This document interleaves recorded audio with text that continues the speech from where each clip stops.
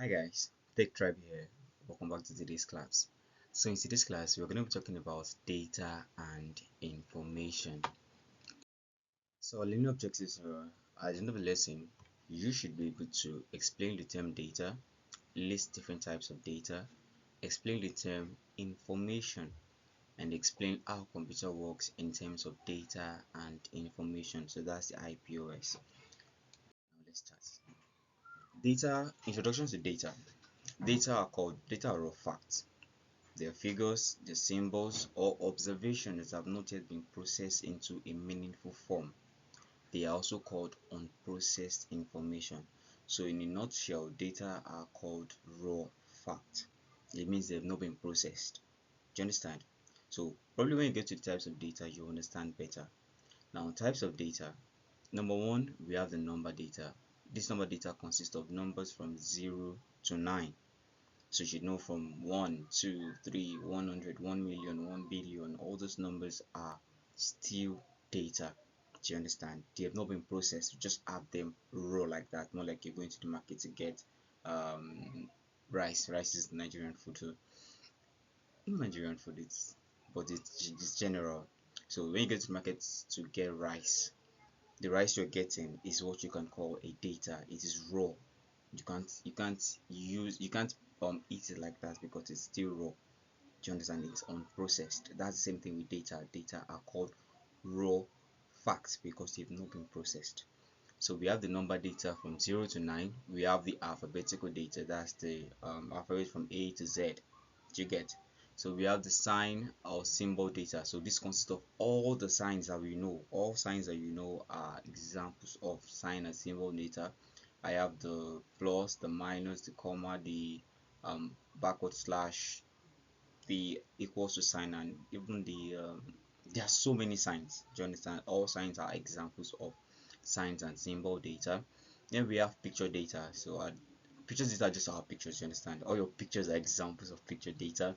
We have the audio data, the song you listen to, the sound, the music, your voice recording, the one you do with your WhatsApp here. They are all examples of audio data. And then we have the video data. Do you understand? Moving images with sound, they're examples of data. So I think with this explanation now we should be able to understand what data is. Don't forget, a data or data are called raw facts because they've not been processed. They are just raw. Think of your raw rice, yam. Those of you that like eating yam. Yeah, so since data are raw facts, now once data has been picked and then processed, it is now what you call an information. Do you understand? So I was giving an example of the raw rice. Yes. So raw rice, when you get the raw rice, you can actually use it. You can't eat it like that. So you have to first of all cook it. Most of you parboil, add your ingredient and all. So from there you can now get your jollof rice, you can get your fried rice, you can get your native rice and any other kind of rice you guys eat. Now, this kind of rice that we eat, or this kind of these different varieties I just mentioned, are what you call information because they have been processed. We got the raw rice, processed them, and then we got them as the different kind of rice, jollof, fried, and every other thing. Now, bringing it back into the tech world, once you have a data, the data is a raw fact. You can't really use it to make any decision. So from there, once it comes to the computer and it's being processed, it is now turned into an information that you can actually use to make good decisions. Now, most of you will be thinking that why is he using rice? Why is he using rice? Yeah, I'm using something that is general so that everybody can catch up. Now, how the computer works in terms of data and information. The computer processes data using the IPOS cycle, which stands for input, processing, output, and storage. Now let's get into this. So this is going to be like a short story. The computer uses the input devices. That means when you talk about input, it means to send in. Do you understand? So the computer user sends in data into the computer using any of the input devices. In our next class, we're going to talk about input devices, output devices, and the rest of them. So just know that when you hear the word input, it means to send in. So you send in data into the computer. So if I'm using my laptop now or my desktop, anything I'm using, and I start typing, what I'm doing is I'm sending in data into the computer. So now once you send it to the computer, what the computer does is to receive that data and then process the data. So it processes the data using the CPU. So CPU means central processing unit, and we're going to talk about it more in other videos.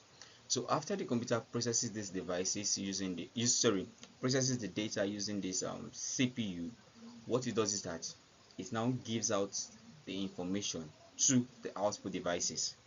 Do you understand? Gives out to the output devices. Those will now bring it out for you to see. After making you see them, you can now choose to save them, which in turn, after saving them, they can be used for future purposes. Do you understand? So that's the whole story of the input, processing, output, and storage. You, as a user, I can choose to type with my computer.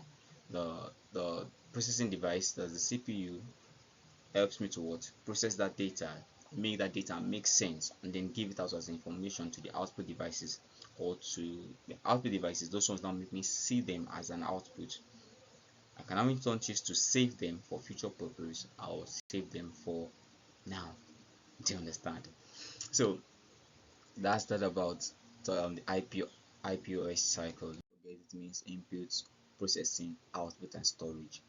Now, what have we learned today? We've learned that data are raw facts. They are also called unprocessed information. So we have numeric data, alphabetical data, sign or symbol data, picture data, audio data, and video data. All these are examples of the types of data. Information is data that has been processed, and the computer processes data using the IPOS cycle, which stands for input, processing, output, and storage. Don't forget, I gave us an illustration using the rice. You go to the market to get rice. When you go to your house to cook, parboil, add your ingredients, tomato, all those kind of things to your rice, what you're doing is you are processing the rice. After processing the rice, you can now choose to um, give it out as jollof rice, fried rice, what kind of rice is there? Any rice that you have or that you want. Once you give it out as those kind of rice, um, you can now choose to, like, dish in a plate and then eat, or store in the fridge for for later purpose. You understand? So that does it about data and information. So that's all for today. I hope you enjoyed this lesson. Don't forget to like this video, subscribe to our tech tribe on YouTube. If you're watching on Instagram, please subscribe, follow, and on TikTok too, like and share. So one thing I just did is I want us to start getting more engaged with each other. So what I did is I created a question. Do you understand? Just 10 questions for you to answer, and I think those questions will give you a deep understanding of what we've spoke about today. So that'll be all for today. Don't forget to learn, build, and grow. So take tribe here.